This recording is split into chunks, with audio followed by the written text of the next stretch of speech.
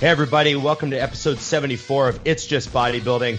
My friend Dusty Hanshaw, myself, Big Ron Partlow.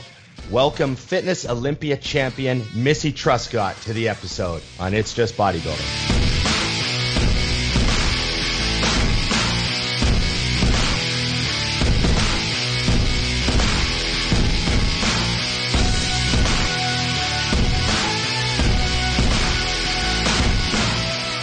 Dusty.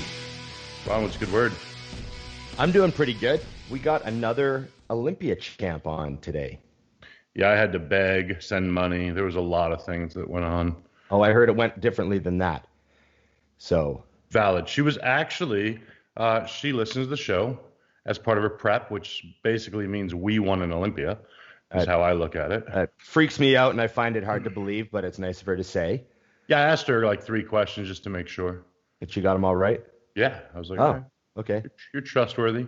Okay, okay. Yeah, now we got her on the board. We got a lot of questions for her, which is good to see. And we have more lady followers than I thought, because my DMs kind of lit up with the fact that we have a female on the show. So good news. Yeah, there's some appreciation out there. So, but before we get going, got to do the like, share, subscribe, comment, ring the bell, all that stuff early on in the episode. Make sure we get that out there. Insert fancy graphic. Yeah, 74 episodes and we got this shit ready now. It's amazing. You know, by the time we get to 100, it'll possibly look like we know what we're doing. Or at least that Scott has tamed it in some way, shape, or Scott has hired someone to just do it for him. We'll see. Makes sense. Okay. Let's bring Missy on with no further ado. Love that word. That's my French accent, Dusty. We're solid. Hey, there she is. So congratulations. I mean, obviously, dream come true, all the hard work, all the mental chats you probably had with yourself for a long time. How does it feel now to sit back and just sort of be the champ for a couple of weeks? Thank you. Yeah. It's starting to really sink in now. It's been like a super long journey. It's funny because Dusty is someone I actually watched on YouTube growing up in Canada, back when you were with iForce. Mm-hmm. I would watch your YouTube videos. So it's super it's just kind of like a full circle. Everything's kind of coming back around. I'm getting more recognition from people, and, they're recognizing the hard work I've put in. But yeah, this is just kind of the beginning now, being Miss Fitness Olympia and winning the Arnold Classic too. It's kind of lit a new fire inside of me where it's now I need to work harder. There's these younger girls kind of on my tail now, and it's it's freaking go time. I'm ready. Yeah. Tell us how you got started in competing. I know you're from Canada. But yeah, so how did you actually get on stage to begin with? So I started lifting when I was 17-ish. I was a competitive gymnast and cheerleader. And then from there, I trained for probably a solid 2 years. And then I started competing at the, now it's called CPA, but at the time It was CPA in Ontario. Right. So I competed at the regional level, and then I went to provincials, all within a summer. And then won my pro card in 2012 in New Westminster, British Columbia. Yeah, out in my neck of the woods. Right. Yeah, you got your pro card at the Nationals out here. Yes. So that was quite the medal ceremony. Yeah, I was a little rattled because you have to be a good you got to be able to lose too, right? In that moment, I knew in my heart I freaking dominated the physique round. I knew, they would have to really execute their routines, Oksana and Whitney, to be in that first place. And I knew I brought it too. So the judges do have a hard job. I wouldn't want to be a judge. Yep. So in that moment on stage when Bob called me for second, I was just kind of well, it is what it is. I have a great support system. My husband loves me no matter what. It's not like the money's going to change my life. It is a lot of money, but we're fine, I do this because I love to compete. I don't do it for the money. So at the time I was just kind of like, oh crap, I guess we'll get another second place medal. I'll have to try harder next year. Like she beat me. It is what it is. But when Bob called me back and took the medal back, I was like, okay, what's happening now? Is Whitney moving up? Am I moving down? Like something's happening. And I guess people in the audience started filming my husband because he like stood up and he was like pacing back and forth, and Kenny and John were like doing the same thing. They were like all yelling in the audience. So yeah, it was pretty cool. You're talking about Kenny from the posing coach, right? Yeah. So you work with him the whole time. He's awesome. He's the best. I mean, when I lived in Connecticut, I would go and see him at the Super Training Gym and the Powerhouse. Mm-hmm. And he's just awesome. He's so passionate, and he's great. If you haven't posed with him, or your listeners, I definitely recommend. He does do like Skype calls and stuff, so he's great. So you're standing there, they call you back. Didn't Dana say something to you? Didn't DLB say something to you? Heard her say something? Yeah, she was like, I think you're okay. And I'm like, all right, I don't know what that means. And then I can hear other girls on the stage like, you got Stephen Harvey and all this. And I'm like, who's Stephen Harvey? Like, I didn't get. So I'm waiting for these memes to come out. Nothing has come out yet, but it was really funny. Yeah, we were watching at home, and we immediately thought, this has to be a first. There's no way they're gonna like bump down. Right. Yeah. So everyone was really happy to see that win. Did you feel like the crowd was really happy for you? I think so, yeah, because when they called me second, I heard boos and like, what the heck, like yelling and stuff, and I'm like, okay, like keep smiling, it's okay, like it's fine, whatever. You get a check, you get a cool medal, like it's all good. Happy to be here, kind of thing.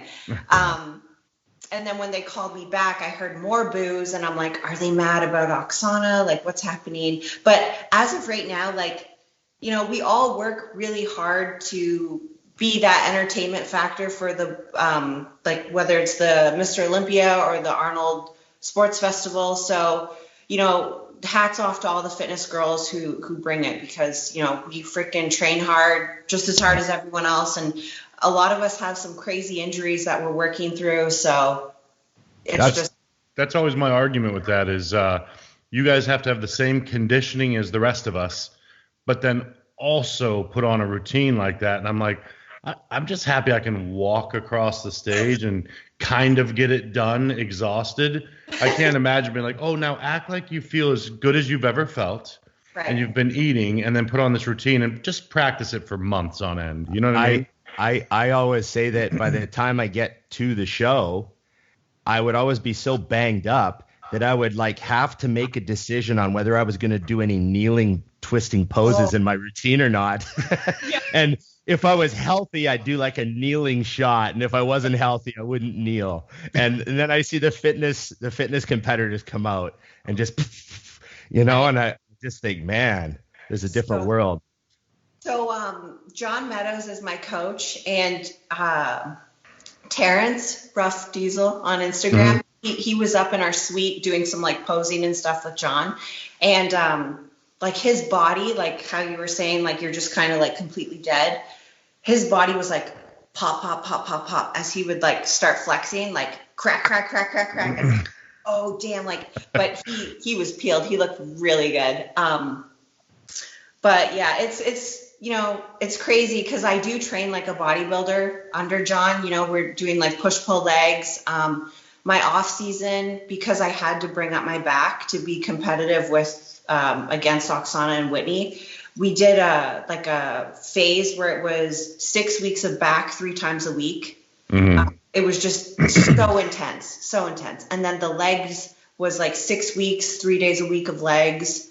Mind you, we weren't squatting every third day or whatever. It was like maybe once a week, but it was hard. Like I freaking killed it, but I'm glad that it all like paid off, What was the first thing John Meadows said when you talked to him? When I won? Yeah. I think he knew in his heart that I was going to win. Like, even on all my training, like, plans and everything, he would put, like, Olympia win. He believed in me a lot. And same with my husband. It's just kind of like having that belief in yourself. And I think why I placed second last year was because I knew, I think deep down in my heart, that I really wasn't there mentally to be the champ. And I think maybe he saw that too. Whereas now I have more of like this confidence, and I'm ready to be an ambassador of the sport. And I think they really rewarded me with that. And I, just brought a whole new level of myself. Yeah, well, I thought your physique, I mean, the physique was kind of, I hate to not to shut anybody else, but I knew before the show you would win those physique rounds.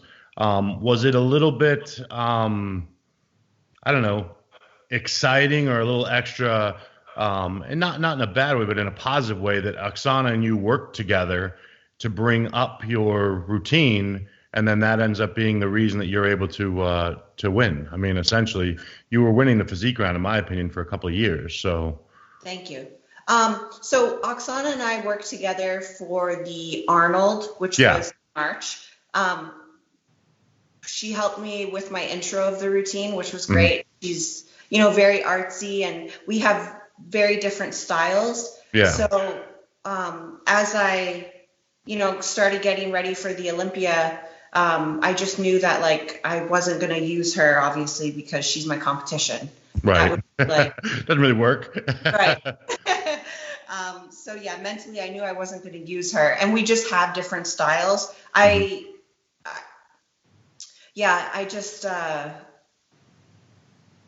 Sorry, what was the question again?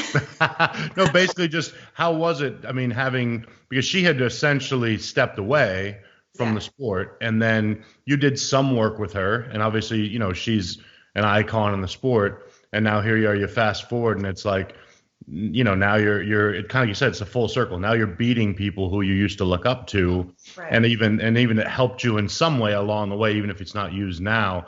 Is that just kind of extra, I don't know, like, there's something you look at and go, man, like, I've arrived. I'm competing with and even beating people I've looked up to for years. I mean, they were around for a long time when you were, shooting up the ranks, like you said. Essentially, you were to them what you're looking back at now is the hungry ones coming up, Right, for sure, yeah. No, it's definitely like something it's like a huge accomplishment for myself. I talked to Whitney Jones about it. Her and I kind of had like a little heart-to-heart. She was two-time Miss Olympia, also someone I've like really looked up to in the sport. We always stay in contact, but I said to her, like, dude, I'm sorry. Like, I kind of like, I feel like bad, because she was the champ, Like, no, this is your time. Like, you need to like relish in this, like enjoy every moment of it.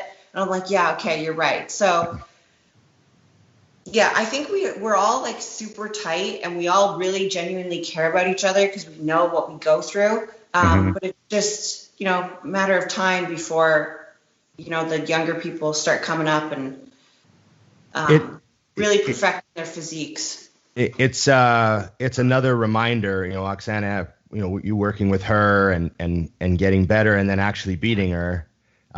It's another example of, I think, what, bodybuilding, the physique culture has always had in it, which is people help each other out.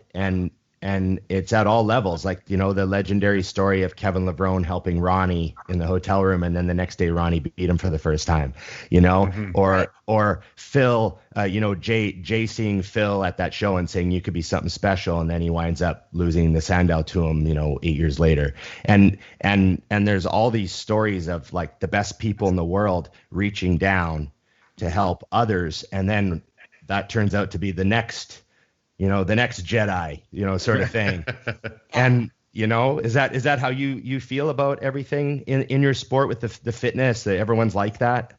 Absolutely. And I'm really proud for this Olympia alone, because you probably have like a lot of bodybuilder followers. But what people don't realize is this fitness Olympia was like the biggest ever. It would be like, say, Dorian and Ronnie being able to come back, and like Hunter being able to step on stage with them. You know what I mean? Right. Like Right. me being able to compete against Oksana, 4-time Miss Olympia, Whitney, like who can say that they were able to step on stage with Ronnie?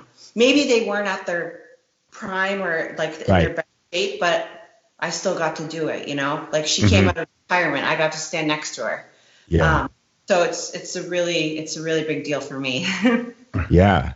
Was she the champ when you started training? Who was your her and Adela Garcia were. They were always going back and forth. Right.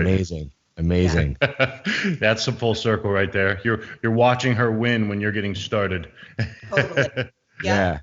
So one thing that we love about you, aside from the fact that you actually watch a show, which blew my mind. I was like, what? She watches a show? So I would be going for my walks and like listening. Well, I listen on like listen. Yeah. So, but the other thing that we love about you, well, I guess the Canadian thing I love about you too. So now there's a few things. So, it's the training. We know how you train because you train with John, and we know you're doing incline barbell presses, and we know you're doing like all sorts of nasty bullshit on leg day, and we know that you're lifting heavy weights, and you got, you know, I've seen photos of you with like chalk and. You know, you're all like going hard with like the big power bar with the big fat part in the middle. You're doing inclines with those one day. Yep. Safety shoulder bar. Yeah. And so, you know, we just love that you train like that. And you know, how has your training evolved to get to that point? You know, you probably get a lot of people who think that they don't want to train like that, but they have to. Totally. So I feel like I've always had that like bodybuilder kind of mentality growing up because I had people like Dusty I would follow on YouTube, you know, Jay Cutler, Ronnie. It was just something that I always wanted to do. And I do find like I release a lot of just like built up anger or whatever kind of in the gym. It's like, I know it's like cliche, but it is kind of like a therapy, right? Mm-hmm. But it's just something I love to do. I was super competitive with cheerleading and gymnastics, and it kind of rolled me over into this whole realm of like fitness. So I hope that, you know, I can start bringing in younger girls who graduate college and don't have that outlet of gymnastics or cheer anymore, that they'll come over into the fitness division. Well, I think a lot of people too, I mean, one thing I hope, and I think you do a pretty good job, and it's going to be magnified even more now because, I mean, you've won everything, essentially, is that you have a very feminine physique and look top to bottom, but you train like a freak. And I think there's always that crossover where people don't understand that the training is the reason that you can have the muscle mass you have without delving into other things that you don't want to do. You know what I mean? And that's where I feel things get missed is I see girls and I get, you know, obviously clients that will send their training videos and I'm like, was that a warm up? Yeah. Like you really want to make sure, like, were you sending me a form video? Because I need to see you train. And they're like, no, that was my set. And I'm like, no. So, I mean, I would love to see you guys put out more content showing the training because I think people look at your physique and they don't realize that it's a same intensity of someone like Ron, myself, Kai, all these guys that people know to be freaks to create a sculpted physique like yours. You know what I mean? Mm-hmm. I just feel like a lot of the females want to use a scalpel in the gym when sometimes a sledgehammer is what they're looking for. Yeah, wow, that's a really good analogy. And I agree 100% with that. You have to like, something needs to like switch in your mind where you need to be able to like unleash. And I got that from John. Like there's a lot in the tank that you just need to kind of like empty out. But it is like an everyday, all day type mentality. You have to make sure that you're eating enough, like if you are in your off season, so that you can fuel that workout and, you know, make sure that you're not getting injured when you're training, but you are lifting heavy. That's one thing I really learned with this off season. I had to get a little fluffier, but I mean, it is what it is. You still have to like freaking go hard, right? I just love that you said that, because it's, as you know, and I'm sure you get, it's everyone wants to remain Instagram ready, but then they wonder why they are down a pound next season when they compete and they look the same or worse. Right. And it's like, well, you just said it.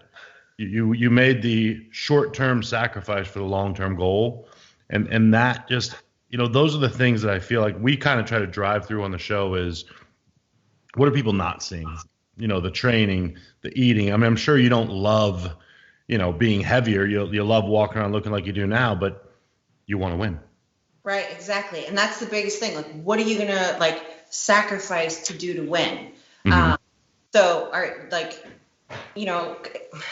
It is hard sometimes, like mentally right now, like putting on like a little bit of weight, and then posting on Instagram, like you're not that ripped self anymore. Mm-hmm. But is it like in that moment? Yeah. Okay. It kind of sucks, whatever. But like 6 months down the road when you're Miss Fitness Olympia, like it's all worth it. Like who cares,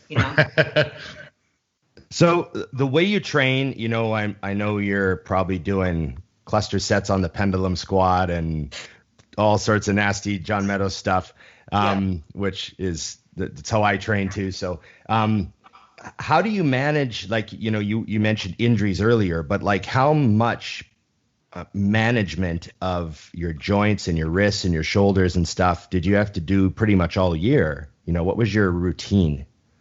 So I haven't really talked about this on any like shows or podcasts or anything. No one really knows this except my husband and John. But I did have a shoulder injury this entire prep.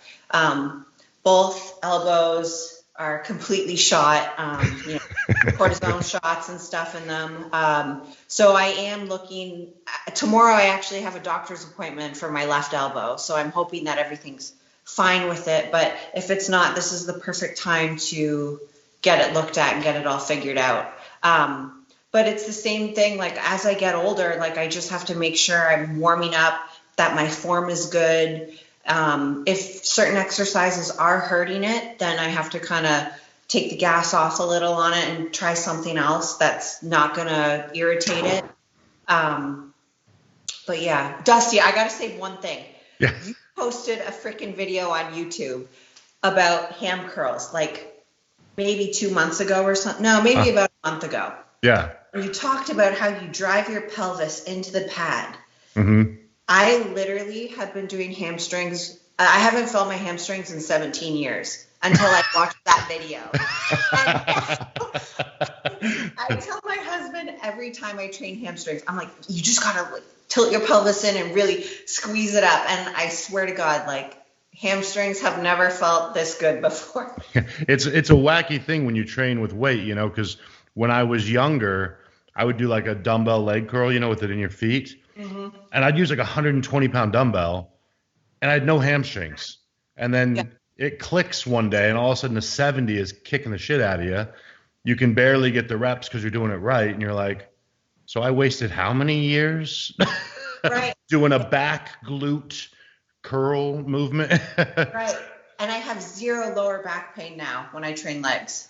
Yeah. I warm up with the hamstring, it's freaking crazy. So that is awesome though, because there's one of those things where I think we all kind of steal gems here and there. And John actually wrote a lot of my training years ago.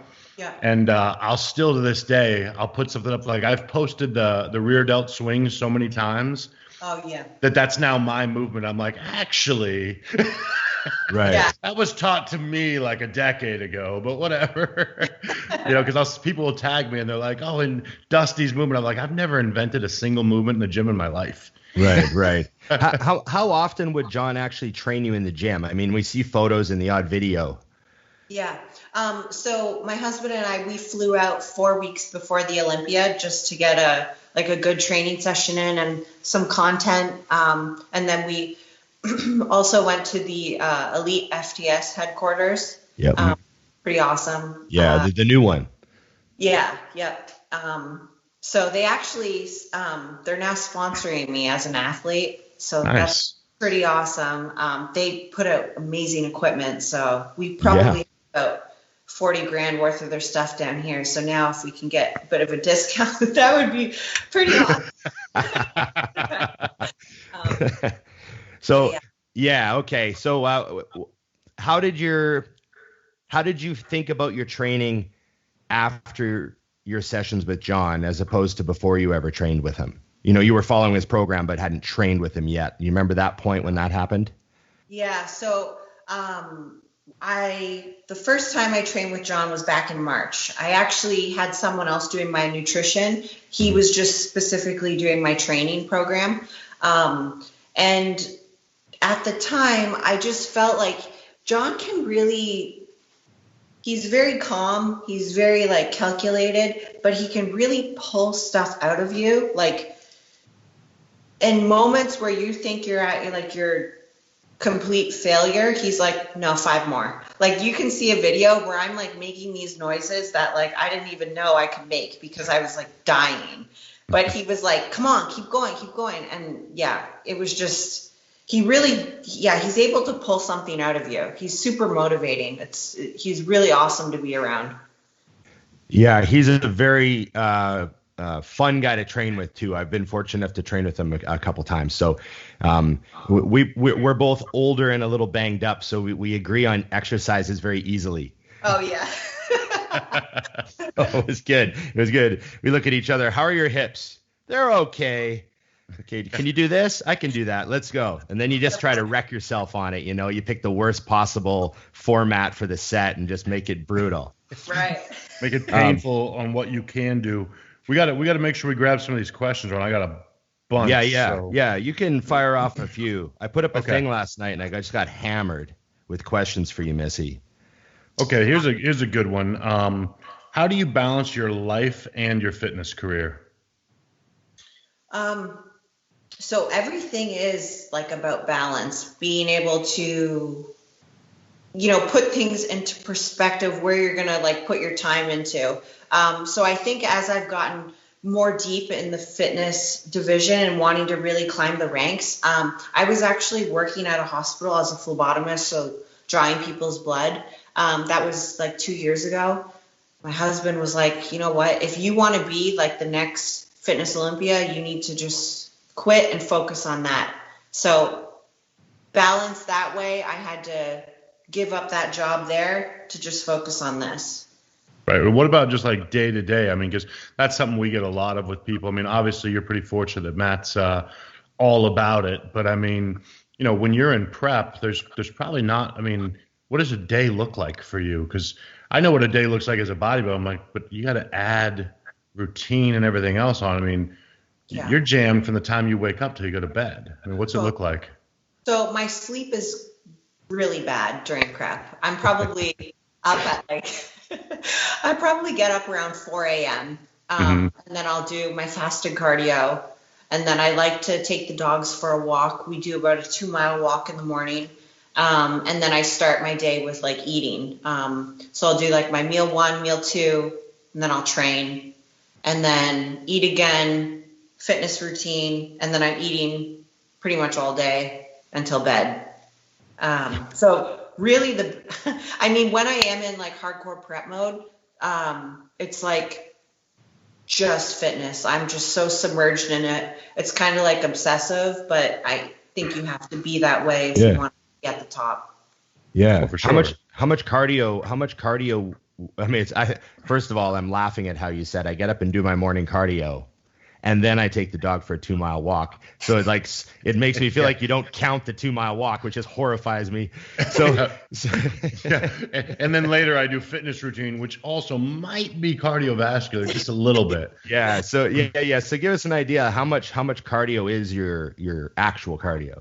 Sure. So John, well, you guys know, he keeps the cardio really low because we don't want to fatigue the legs. Mm-hmm. So about 4 weeks out, I was probably doing around 45 minutes of stairs and then just the 2-mile walk with the dogs. But as you know, in Seattle, we have like a lot of hills and the elevation is pretty crazy on some of those hills. So it's definitely a burn in the Yeah, the walk with the dogs would absolutely be my cardio. Is the point, Ron?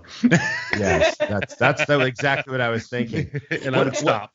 What about the food situation now? What type of metabolism are you the type of person that's eating 300 grams of carbs a week out, or are you like suffering down to nothing, and what's going on? So this was honestly, like, I went to the dark side here. Like, I was John had me on like the egg white diet, ketchup and egg whites. Oh, sugar-free ketchup and egg whites. Yeah. That's my ultimate way to get my glutes ripped. Yeah, totally. I never had striated glutes before, and I did this time around, and it was awesome. So December 15th, I wrote it down. My carbs were at 200 grams on training days. Mm-hmm. Non-training days, I was at 40 grams of carbs. So there were some days where like I didn't want to get up off the couch, but you gotta. There's housework that needs to be done. You gotta cook food. Got to make sure my husband's got all his meals ready. So it's you got to try to keep the charade of being a normal person somewhat in place for those last 4 weeks. Yeah, totally. Just a minimum required amount of functionality to fulfill everyone else's needs. Right. The one good thing though is my husband, he actually like diets hard too. So like he understands what it's like to be like deathly depleted and like just not want to do anything.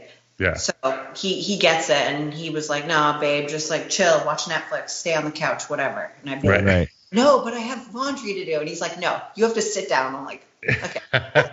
Is he the type of guy that cuts his carbs a little with you, or is he like, "No, you're on your own"? No, he like literally does his own thing. I'm a bad influence right now. I'm like, "Hey, babe, you want to go get like Five Guys?" He's like, "No." I'm like, "Can I make a box cake?" He's like, "No." You can make a box cake. Just send it to me. That's fine. Right. You got a yes from Arizona. We're good to go here. Oh, man. Here's a question. How long would it take you to teach Dusty and I your Olympia routine? Well, I should die day one, so I think we should be good to go. If you include all the required surgeries as I hurt myself along the way, it might be you. Gosh. Well, first we gotta make sure you guys can jump off of a 6-foot cage and do a front tuck. So. Yeah, you kind of came out of the starting gates with a big move there. How was that? What was the pressure on? I know you've done that move a million times by that point, but what are you thinking? Yeah, so I actually worked my way up. I was starting on like a 2-foot plyo box. So from like really low on the ground all the way up to 6 feet, like it was a long process, but. How long? I started the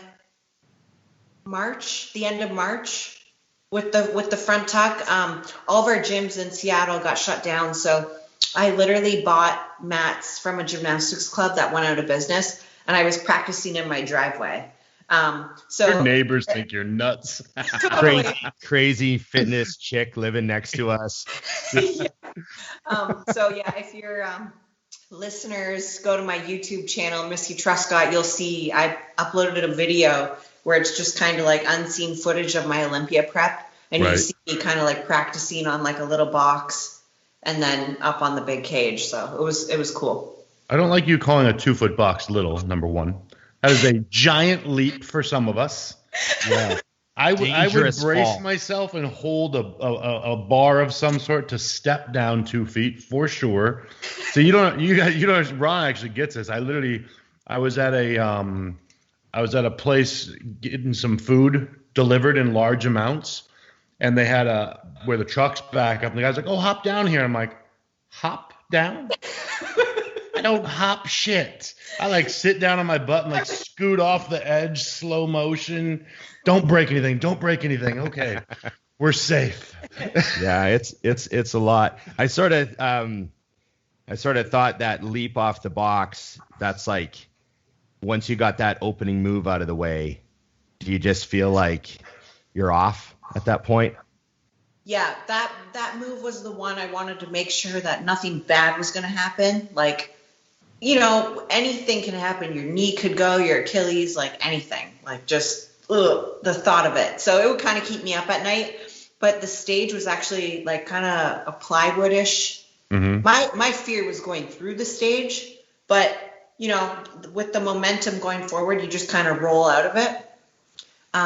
But just roll out of it, Ron. Just roll out of it. Just tuck and roll. You know, Ron tore a quad just trying to roll out of it one time. Just saying. Yeah, I did. Yeah. Long story. Yeah, we will get into that. But anyway, what about like, do you use massage? Are you getting cupping done? Are you getting Graston done? Like, what sort of techniques would you say you like on the regular? So I go to this herbal foot massage place in Kirkland. There's this guy named Andy. He's probably in his 80s, but he is so strong. Like, I would see him about 4 weeks out. I was going twice a week. He would just do like your feet, and then he would do like a full body, like elbows, all that kind of stuff, like stretching. He was great. So I was doing that about twice a week. And then I have a chiropractor that I see. I was seeing him once a week just to get readjusted and hips kind of like pulled out and everything. Right. And then my doctors, obviously, for like the shots and stuff. Yeah. You had cortisone in your elbows, you said? Both elbows and shoulder like 3 times because damn, it actually was my bicep tendon, but the first doctor I saw thought it was my rear delt. So he hit me like twice back there, and then I went to another guy, and he was like, "Oh no, it's your bicep tendon." And I'm like, ugh. So they ended up going in there. What would you do if just for some reason you couldn't do fitness? Would you do figure? Would you do what? Yeah, like what would happen? Figure. I actually competed in figure 2018. I did a bunch of shows. I did really well, actually. I placed second at the Kentucky Muscle. Yeah. Border States I did. Placed second at Upper Midwest. So, yeah. So you wouldn't be that? afraid You wanted to do some extra shows, or you needed a break, your body's beat up, or why did you play with that idea back then? Back then I played with that idea because I felt like I wasn't really getting rewarded in fitness. I was kind of getting a little discouraged. Like, I've been doing this for 8 years. Like, why am I not like moving up here? Like, so I thought, let me try figure and see where I end up. But yeah. And you did, I want to say, God, I wish I could remember what it was called. Was your breakthrough, what was the breakthrough show where you were kind of back in the mix with fitness? I mean, didn't you do, I went to a show in California, I can't even think of where the hell I was, that I thought you either won or took second place at in fitness. Legion. Yes. Yeah. That was 2018. So that was like the stint where I was kind of like going between fitness and figure back and forth. Okay. Yeah. So does that what kind of put you back in track of like, maybe they are seeing me now or what?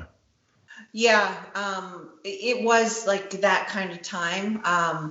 My husband and I, we do like to travel. So at the same time, we were like, yeah, let's go to these different places and you can compete and we can do whatever. So it was just kind of just like a different like experience. But, after I placed second at the Olympia in 2019, I was like, okay, I need to stick with fitness and just keep riding this out. Right. Now, are you the big question I have for the fans is, are you going to be a just Olympia girl now, or are you going to win the Arnold again this year? Oh, I'm definitely doing the Arnold. There we go. I didn't say doing. You missed the wording. Winning. You missed the wording up there. I said winning. Are you going to win the? Don't change my words. Yeah, I am going to bring my best, try to win the Arnold. Nice. And I want to do the Toronto Pro Show as well because that's like my hometown. And I did it back in like 2016, I think, and I placed like 8th. So I need to like redeem myself there. Right. I like that. No, that's one thing I wish, in the late 90s, early 2000s, bodybuilders competed. Constantly. And I think that's one thing I love about fitness. And I'm not into bikini myself as watching, but I do love that the girls that win the Olympia will do any show. Yeah. Yeah. I remember, remember the Grand Prix days, Dusty? Yeah, they I mean, go reading on in the magazine about like they did like 13 shows in a month after the Olympia, you know, Yeah. just crazy stuff like that. Yeah. So what did you miss the most? First of all, where are you located? Seattle, Washington. Oh, it's Seattle, right? Yeah. So how was your? I mean, looking back on the year now with like shutdowns and gym closures and all that stuff, what was your biggest challenge of 2020? The biggest challenge for me would probably like in fitness, you mean? Just in life generally, yeah, yeah. I think it would be like just not being able to see like my in-laws. Okay. That's, it's difficult. We go there every Christmas. They're down in California, and we had plans after the Olympia to go and see them. But for whatever reason, Sacramento shut down like their hotels for like non-responders, or unless you were a First responder, I'm sorry. Yeah. Unless you were a first responder, you couldn't stay in a hotel there. So, it's kind of sad because, we love them. We want to see them. That's kind of like our routine, seeing them every Christmas. But, I guess just not seeing family. That was correct. That was, I think, a lot of people's challenge this year. Yeah. You know what I mean? What do you think you learned? What was your biggest lesson from that whole year, from, starting your prep, going through all the COVID nonsense, all the way to winning the Olympia? What was the number one thing that you take away from that whole year? I think it's going back to like the whole bodybuilding roots. Like, I have a really good home gym here, but it's like, if you want to put on size, like that quality muscle, you got to go back to like the compound movements, like squatting and deadlifting and, doing other types of like reverse banded squats, like just hitting the muscles in different ways. I think that really helped my physique, honestly, having to train here by myself, tapping into that, like, how bad do you want it, Missy, kind of mentality. Right. With no like external like motivation from the gym. It's just me down here grinding it out. So you and Sean Clarita have a lot in common, because he was he was stuck in a barbell dumbbell only basement dungeon, right? Oh yeah. And yet you both made huge improvements and won titles. And so, like Dusty and I, we like to live in this fantasy world where our show uncovers the truth of hard training and the importance of high intensity basics and all that sort of stuff. So whenever I see a theme like that, I have to make sure we point it out. 2020 brought a lot of like, how bad do you want it out of people? Big time. Yeah, for sure. Well, I think too, what we drive, like, I find it interesting that talking to Sean, talking to you, ourselves, it doesn't matter what level you're at, you kind of drift away sometimes and start playing with more machines or different things. And then when you're forced, I know for me, I used to travel around. I have a free membership at pretty much every gym in town. So I'd be like, oh, Tuesdays I like going here because they have this. And when COVID hit, it put me in one small gym that's literally a third of the size of all the ones I played in. And now that essentially here everything's open again and COVID's here, but I'm allowed to do what I do, I stay in the small gym now. Like, I have no interest in playing on all the other stuff, because the best improvements happen when you're forced back, like you said. And it's like, well, we have a bar and a shit ton of weight, so do what you want to do. Yeah. I mean, if you don't have any injuries, like, and you can work, like, and bust your ass, like, you're going to make improvements, and it's going to be good. And, it feels a lot better to like squat heavy or like rack pull or deadlift than doing like some machine, like chest row or something, like right. put the work in, like you feel that like reward. So yeah, no, I agree 100. It's fun to get back to basics. Mm-hmm. How do you feel about, I mean, you must be getting a lot of messages now from younger female competitors or girls that want to get into it or girls that idolize you. How do you feel that being an Olympia champ has sort of altered duty or responsibility to, be that person for them? How does that feel? Yeah, it's Instagram is definitely overwhelming, but it's overwhelming in like a good way. I try to get back to everyone. As for like the young females, especially with the fitness division, not a lot of people know this, but at the amateur level, there's no physique round. It's just routine. So as long as you're in like decent shape, you can do your 2-minute routine and compete, and you get scored, and it is what it is. But when you get to the pro level, obviously you have to do the physique round. So then you have to put some time in training and everything. So I just want to encourage like younger girls, reach out to me if you want. And we got to keep getting more eyes on the fitness division, because I think it is really entertaining, and I know a lot of people enjoy it. Yeah, it's a huge. I think everybody, like, I know from my early days, I only watched bodybuilding and fitness routines. Everyone because says it's that. fun. You know what I mean? It's like, Yeah. well, I mean, all kidding aside, when you watch a fitness routine, you know that you can't do that. Mhm. I think we like things that are a little out of touch, and then at the highest level, it's insane. So, do you coach people with that? Do you do like online or do anything or? Yeah, online, in person, choreography. If any girls have any questions, just shoot me a message, because I'd love to, help them out. That's awesome. And you got any more questions for Missy, Dusty? Well, I have a million, but here's the big one that everyone. I have 3 of these. What is your favorite food that you get to eat as soon as the show is over? So your cheat food. I love carrot cake. Oh, good choice. Carrot cake is the best. You had one cheat meal a week, the whole diet though, didn't you? That's what I heard. Is that true? No. Up until like November. Oh, okay. Okay. No, maybe October. About October. For some reason, I heard you were having one piece of carrot cake a week. That's what I heard. Oh, that's lies. Yeah. Lies. She wishes she could get in that shape eating carrot cake every week. Okay, good. No, I was just testing you. Yeah, locking it in. So the final thing that one of my clients asked, I want to make sure I get in there, is how was your mindset different leading into this year versus any other year that you think separated you to be able to win? I kind of touched on it like a little while ago, but it was the whole 2019 second place Olympia. Like, I just kind of thought in my heart, like, yeah, maybe I'm not ready. But this year, like, I put the work in.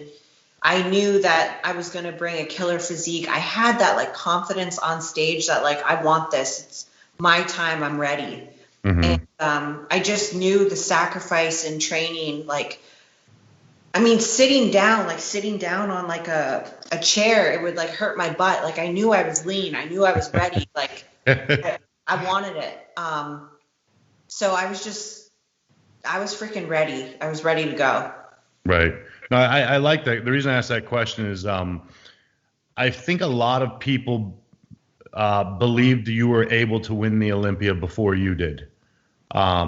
Meaning there's a difference between people who, I know this happened with Sean Roden, is Aceto told him for years he could win. And he kept telling him, you can win. And Roden was kind of riding Aceto's belief he could do it. And about 3 or 4 weeks out from the Olympia that he did win, I asked Chris, I said, what's going to happen? And he goes, oh, he's winning. I said, oh, well, you always say that. And he goes, no, because he knows he's winning now. And he said that was a big click. Was before he was kind of riding Chris's belief, but once he watched that switch flip that Sean knew Sean could win, it was kind of game over. It just puts you in another stratosphere. And I think that's something I like to drive home with people is if you don't believe it, it really can't happen. Right. And when you do, I mean, granted, I would love to believe that I could win the Olympia, but that's a little crazy. So it doesn't quite work with lies. But if you actually believe it, it's pretty impressive what you can get done. You know, it's like the fake intensity. You know, like you can't fake a champion mindset. Like you actually have to truly believe it, and not just believe it, but like work towards it too. Like it has to be almost like an obsession. Like everything revolves around it. And another reason why I have to like thank my husband so much for being so supportive with everything, like whether it's diet, training, just my whole life revolves around fitness. And like he's a financial advisor, he has his career, but he also revolves his life around me, and we just make like a really good team. Right. That's huge. It's enormous. I mean, it's a regular question. It's terrible. And I think a lot of people would disagree with my answer here, but I'll have people reach out and say, oh, my girlfriend's not really supportive of this. And I'll say, do you really want to do this? And they're like, yes, like more than anything. I'm like, then get rid of her. Yeah. And it's like a frozen, and they literally, I mean, even when people say they freeze, and it's like, no, I'm being serious, because you need to choose. And if it's her, then choose and walk away. And that's great. Yeah. But, you know, you can't imagine if he was bitching every time he went to the gym, or he wanted to eat donuts, and it's not going to work. Yeah. That's one good thing. When I met my husband, he had already like established himself like in the gym. Like he works out, he has his own schedule, eating. Like even now, we don't even eat at the same time. But that's like our life, you know? Like right. We don't either. At 8, 10, and 2, you know, we have like our little schedule. Yep. And if we can make it work where we sit down at the table together and eat our separate meals, then we do it. But that's called date night. Yeah, it usually doesn't work like that, but it's all good, you know. My girlfriend and I will actually make a joke if we both actually sit down at the table with a meal together. Yeah. We'll like make a joke. Like, oh, hey, how are you? Yeah. Small talk. I got one. Hopefully this is a fun question for you. You get a new program from John, and you look at it, and you see the worst leg day ever. What is it? He's got this like drop set of death lunges that it's like a 5 drop set of like dumbbells, and it's just like 8, and you're just dropping it. And are you talking about the Bulgarians, or you guys your lunge? Yes. Oh, the Bulgarians, yeah. Yes. I was gonna say, I write that one too. I know that one. Oh my God, I see that and I'm like, no. If it's anywhere in there, you're like, oh fuck. Yeah.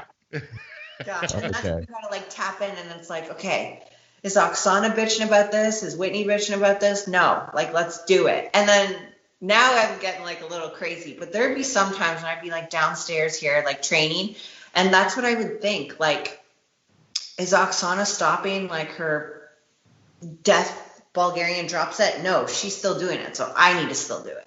Right. And that's how I kind of motivate myself being down here. They are one of the most deceivingly horrible experiences. I remember when John started posting like that style of Bulgarian where he'd like hold on to something to stabilize. Yes. And everyone started doing it. Everyone's like, oh, we're going to, you know, because it was like, oh, we can hold on to something. Oh, let's give this a try, right? And I remember all the bodybuilders doing them. And then most people quickly abandoned them. Yeah. And only certain people kept doing them. And when you hold on to something, you're able to like really lean back and get that blue, and it's like it's freaking death. Like Take yourself past failure and everything. Yeah. That's when you know you're messed up though. You start adding ways to it. I remember John sent it to me, and then I like 5 or 6 weeks in, I go, hey, I found if I also did a 4 count negative before pausing on a 2 count at the bottom, he's like, that's disgusting. I love it. That's sick. Yeah. Well, you didn't let me down on that one. That was a solid answer. We all agree immediately on that one. Yeah. So, I mean, thank you very much for wanting to come on the show and giving us an hour of your time. You know, we feel very fortunate to be able to get the quality of guests like Olympia champions, and it's pretty awesome. I think when Dusty and I started the show, we thought maybe 10 people would listen. So now that we're up to 11, it's awesome. You guys put out great content. I mean, like I said, it kept me like super motivated when I had to do my outside walks in the rain. You know, I'd be listening to you guys laughing at Dusty's like craft dinner stuff that Here. by the Do you have you fully bought into the square plate theory? I do use square plates, and I wanted to show you this because I feel like that's how she won. Wait. Oh, What is this? Shaker. It's craft dinner shaker. It's like the cheese. So in 1 tablespoon, there's 4 grams of carbs. So if you didn't want to actually like get the craft dinner like noodles, you can get the shaker. This is $29 on Amazon. It's a little expensive. Worth every penny. That's Yeah. like that's cheap for heroin, really, if you think about it. I love it. I'm gonna buy that now because that'll suddenly be like added over top of rice when I'm dieting, just a little. Yeah, no, it's freaking great. Dusty's gonna be like literally like putting his chicken breast in it. But then, have like, you ever done this? Yeah. All his food's gonna be yellow now. Fair. But see, she won the Olympia with square plates, so now you know. That tells us how highbrow our show is, Dusty. Our guests bring on a craft dinner powder to show you. Like, let me one up you just a hair, rookie. Let me show you how this is done. That's freaking awesome. That's fantastic. Yeah, we appreciate that, Missy. And like I said, I'm a big fan. I had to message her when you told me she was going to be on the show. I had to message her and say, I'm a big fan. Thank you. That sort of thing. So, and then of course I like edited it a bunch of times because it sounded so pathetic. And let me tone it down. I want to sound like we're still. I got to tone it down. I can't send that reread. Oh, it's crazy fan nonsense. Okay. Shoot. So thank you very much. Show us the Sandow before we go.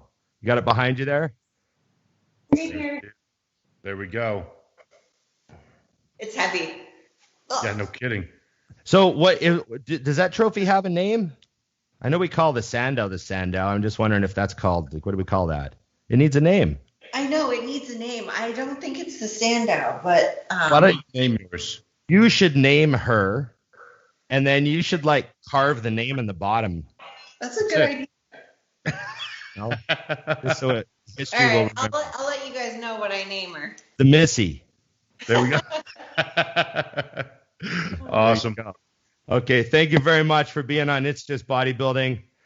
Thank you, guys. Yeah, we appreciate you. See you, Missy. See ya. Hey, what's going on, guys? Thanks for watching another podcast here at Think Big Bodybuilding Media. And thank you to our great sponsor, TrueNutrition.com, for making this all possible. TrueNutrition.com is owned by Dante Trudell, the creator of DC Training. He wanted to create a supplement company that offered high-quality, third-party tested supplements at a fair price. High-quality protein powders, just about every type you could think of. Huge variety of flavors, plus health and performance supplements. Check them out, TrueNutrition.com. And hey, if you use our code ADVICES, you directly support our podcasting. Thanks, guys. Let's get back to the program. Boom. And now we have had 2 of this year's Olympia champions on the show. Yeah, and then Chad's almost like having Rami, because Rami'd probably be a little hard for us to talk to. Yeah, well, English is getting a lot better, but we had Chad on, so it's almost 3. I'm calling that 2 3/4. Well, that's like having a Super Bowl winning coach on. He still has a ring. Absolutely. I back that. So, hey, maybe it's 3. Yeah, I'm good with that. We're calling it 3. We've had 3. And then in that case, if you add how many Chad has, then we've had like 20-something. Let's ask the fans. Does Chad count as having an Olympia winner on? He's an Olympia winner. He's coach. Yeah. I'm going to put that in my stories, too. If you're doing an NFL talk show and you have like Bill Parcells on. Yeah. Oh, yeah. You definitely have a Super Bowl champion. Yeah. There you go. Counts. Where your head's at here. Well, Ron, I hope you have a little bit of time because I got a lot of questions. Yeah, here. I do. Thanks for getting Missy on the show, by the way. I have to give you full credit for breaking the good news to me. Yeah, that was exciting. And ladies, just so you know, we're in the works with a couple more females to bring on the show. I'm not going to say who yet, but we also have, I'm hoping, a very, very, very educated expert to be coming on to talk about the chemical side of things, because that's something that I keep running into. Yeah.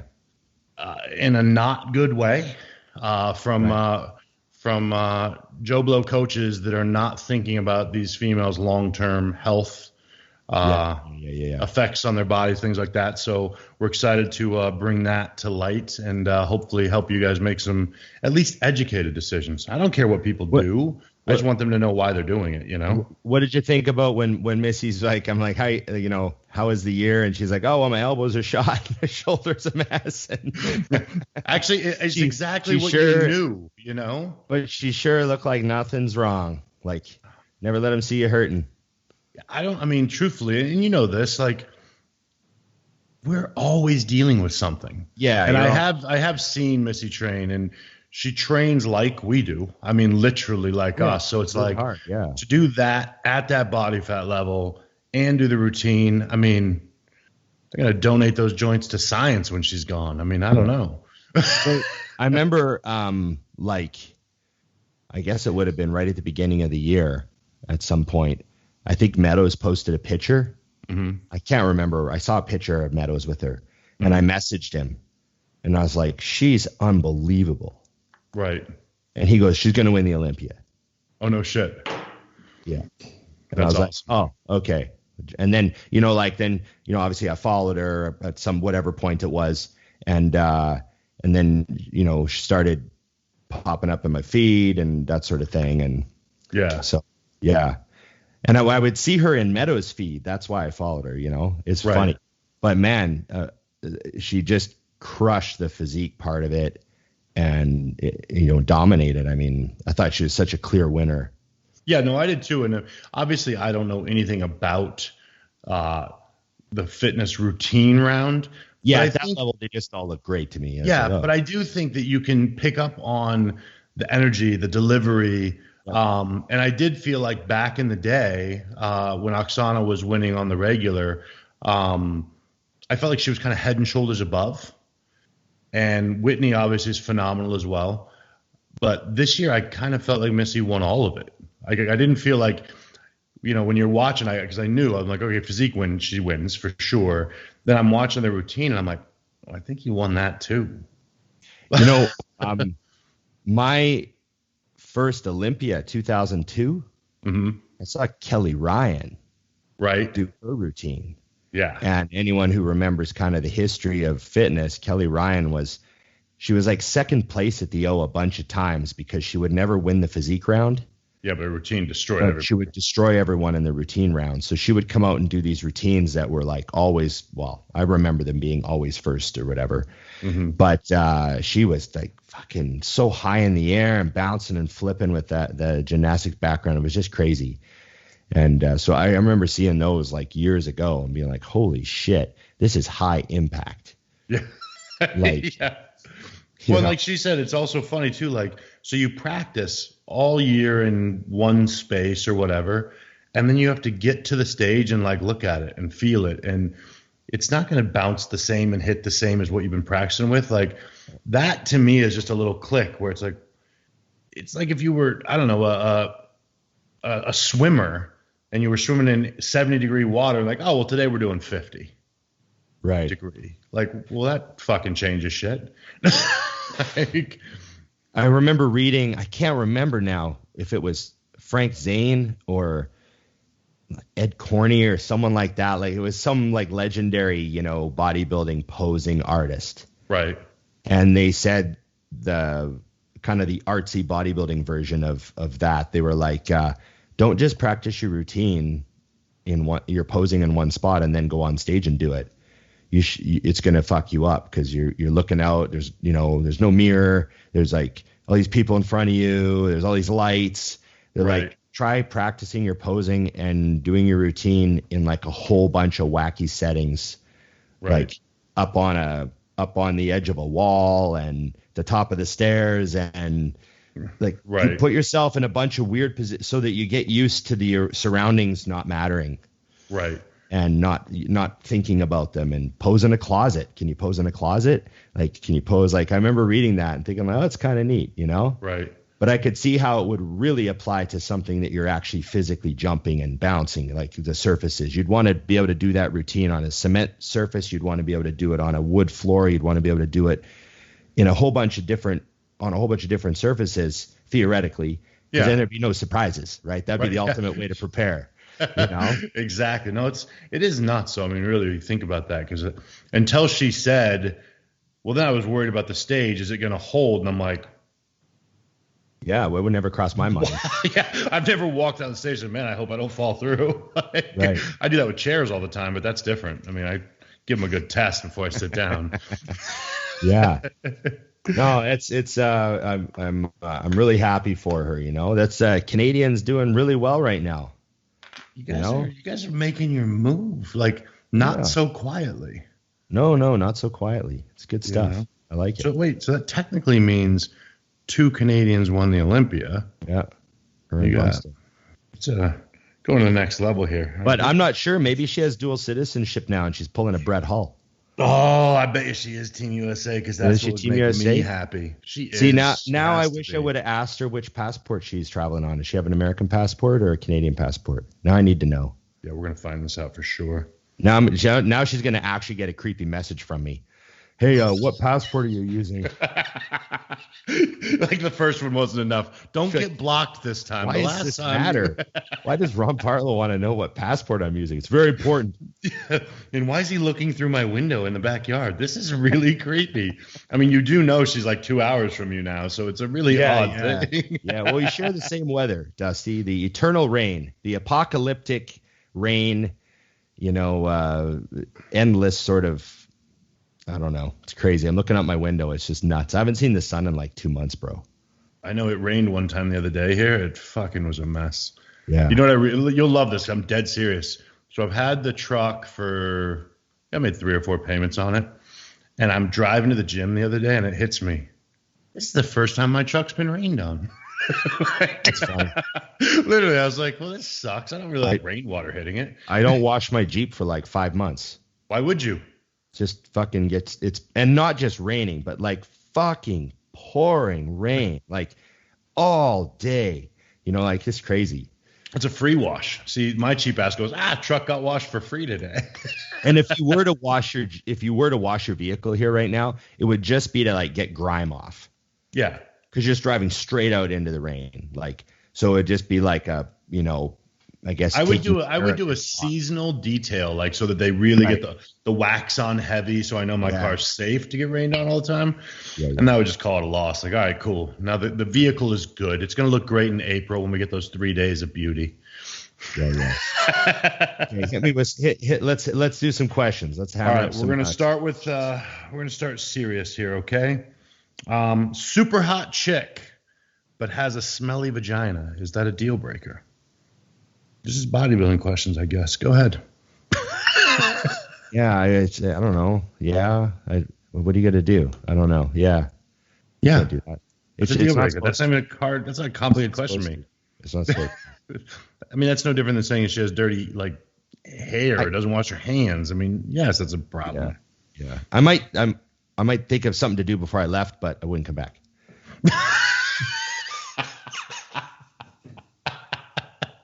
Well, that's why you could do that thing that you always wanted to try, because you're like, I'm not coming back anyways. I can't believe we opened with that, right? We start with that. We go from it was literally at the top. We go like it wasn't even by choice. So it was right there. I was like Olympia champion, and then we're like, okay, listener questions. Big drop. We fell straight to the shallow end of the pool. Big drop. These are bad. Oh my gosh. Dude, I got a lot of these ones today. Okay. Ron, I'm sorry. I got to do this to you. Advice for getting ladies for the young guys out there. This is your department. Oh, God. Or it was. Sorry, I'm.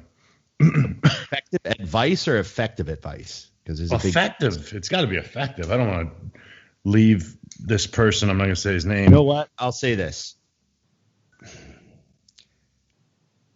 Funny guys get laid. You make girls laugh.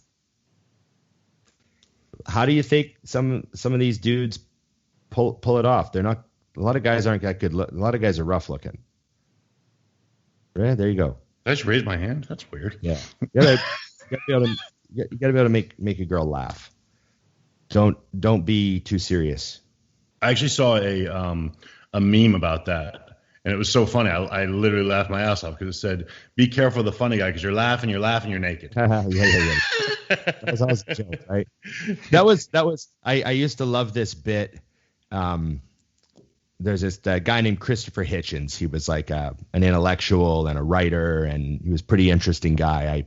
I've read some of his books, and I'm pretty interested in him. And he's dead now, but he did a funny comedic piece. He sort of had this like friendly debate going with like Sarah Silverman and a few other female comedians. Mm-hmm. And they had done some article about being funny, or, you know, comedy's funniest women. And Christopher Hitchens kind of did this tongue-in-cheek rebuttal. You know, he was like half joking, but it was pretty funny. And he's like, women aren't funny. And he's women like, aren't funny. He goes, they're not funny. He goes, and it's not your fault, because it's that you don't have to be funny. We're going to sleep with you anyways. He's like, but humor is evolutionarily built into men. We have to be funny or we don't get fucked. And he's like, this is so he's great. like, not many guys are good looking. Not many guys have all the qualities that women dream of, but some of these guys get laid. And he's like, it's because they're funny. Men have to be funny to be competitive with other guys. Women don't have to be funny. So his joke was that evolution is on the man's side. Men are funnier than women because of evolution. It's not anyone's fault. Because they have to be to survive. The only way we're going to spread our DNA is if we make some girls laugh. That's really the fucking bottom line. So it was just really funny. I'm dying because it's actually hysterical. You know, it's kind of stuck with me, you know, and made me laugh. It's a funny bit. It's on YouTube if you want to look it up. But I could just see them watching that for the first time and dying, though, because he put thought into it. Oh, yeah. Like, no, it's not your fault. You didn't need to evolve.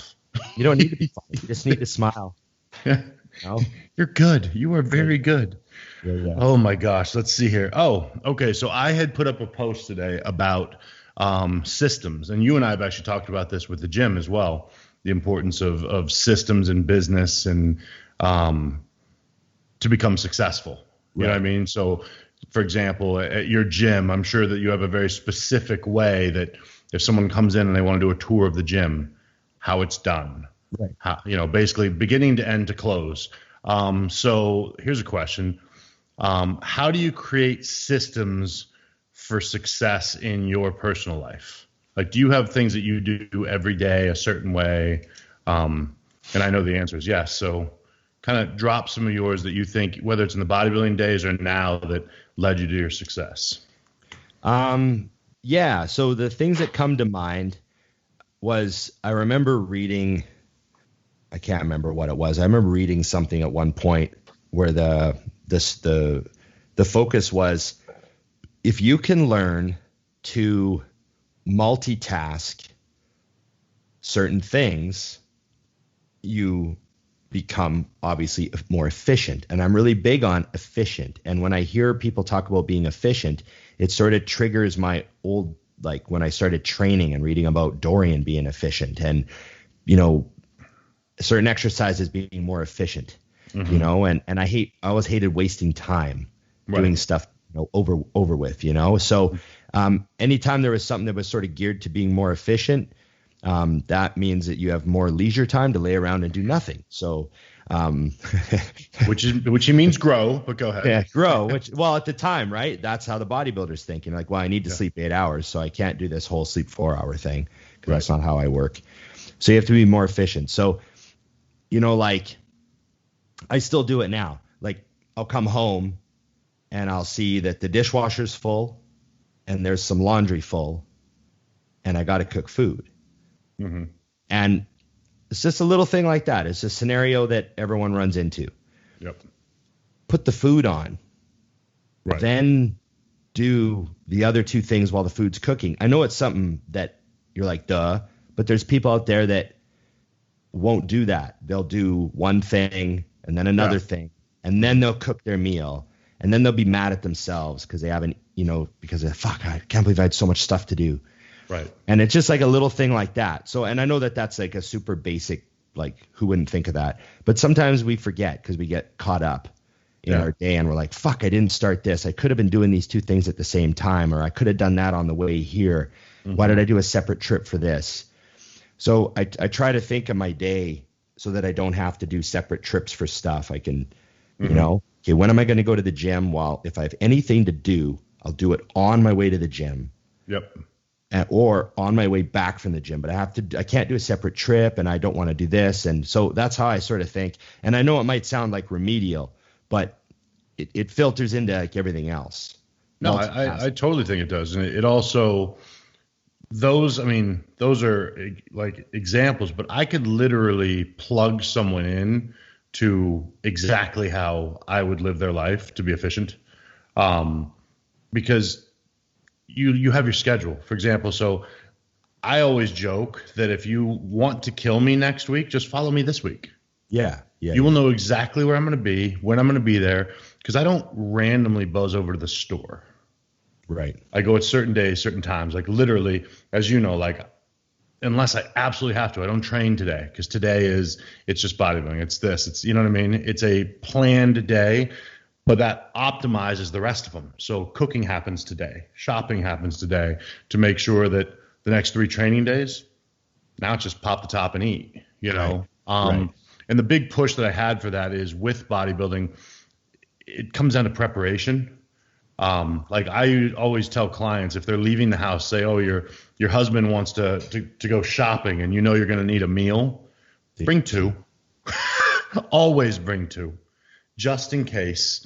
It's not going to go bad, and you're going to have it just in case, because we all know that if you're not me and actually have other people that want things, things get slowed down. You know what I mean? It's not an exact science, and if not, you bring it home, it's already ready, you toss it in the microwave, and you're ready to go. You know, that kind of preparation is game changing. I always say if you don't have your food, you're now at the mercy of what's around. And another thing is, you know, like I make a point to, you know, the last Monday of every month, I have it in my phone. The last Monday of every month has a marker on it where I sit down and I type out any invoicing I have to do to anybody, any double check any payments on my Square, check this, check that, make sure I do this, check this one email account where any bills that might come to the gym come in. You know what I mean? If there's any bills that need paying, they'll be in this one email folder because that's how we direct everything. And it's like the last Monday of every month. And then I'm not checking all the time and paying bills randomly on, oh, I got a bill, I'll pay that today. And then like, you know what I mean? It's sort of like systemized stuff like that. So, you know, that's something. And we have to remember too, I've been thinking about this a lot. There's all these studies now and experts saying that the amount of time we spend on our phones directly correlates with the amount of anxiety we have. Right. With a lot of people. Like that's why we're seeing all these crazy anxiety levels in especially young girls because they're on social media so much and all that stuff. But, you know, you think about that and you're like, screen time directly correlates to anxiety levels. Right. Well, maybe I should minimize my screen time. I know I work on my phone and it's emails and messages, but, you know, what about all the other garbage time I spend on my phone that I don't need to be surfing? Why am I looking at this person's Instagram for 10 minutes? It's not that interesting. Why did I go down this rabbit hole? Right. Why did I click these 10 YouTube videos and I only watched 30 seconds of each one? Right. You know, I could have just watched an episode of a show that I enjoy. Right. And tuned out of the noise of the world. And because what causes more anxiety, watching an episode of Sons of Anarchy or scrolling Instagram for 45 minutes randomly? Right. Yeah. You know what I mean? So if you're going to spend time tuning out of the world, don't waste it on nonsense that doesn't.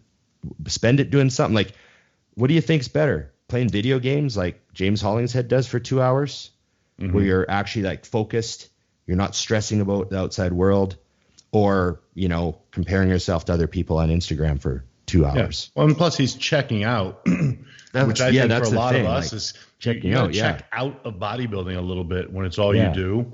I found too with coaching when I was first starting back up, my emails would bing every time an email came in, and I would check it. Right.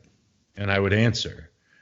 And I started to realize how inefficient that was and how I was never in the moment of anything I was doing, because every time my phone would ring or do anything, I would react to it. It was like it told me what to do. Now, I literally, and you know this, I don't have my ringer on ever. No. Because I'm not at this thing's mercy at all. And I actually don't allow myself to do client work until it's time to do client work. And I sit down and I knock it out. I don't do here and there all day long. And it's crazy. The amount of time I used to spend doing the same amount of work was double what it takes. And the funny thing is, a lot of clients will mistake an instant response for a better response. Right. So that's what I like. I tell people, I'm like, it might be 12 hours to hear back from me. It might be 24, but I mean, I'll get back to you for sure. Mm-hmm. But I guarantee I will have thought about what they said. Right. I will have read it, made, what do I need to say here? Maybe I only need to say something like, oh, this is awesome news. Continue. Mm-hmm. But at least I'll do it after having sat down, read the message, understood what's going on, and then I'll respond. And I think that when you get in the habit of like instant responding to every message, you don't, like you said, get into the moment with them and actually think about what they're doing when you respond. Right. You're just like snapping off these answers, and they might be right answers, but they're not, over time, I don't think they're as good a quality. Right. No, I agree. Because I think you also, what you're essentially doing is you're actually doing something else while answering their thing.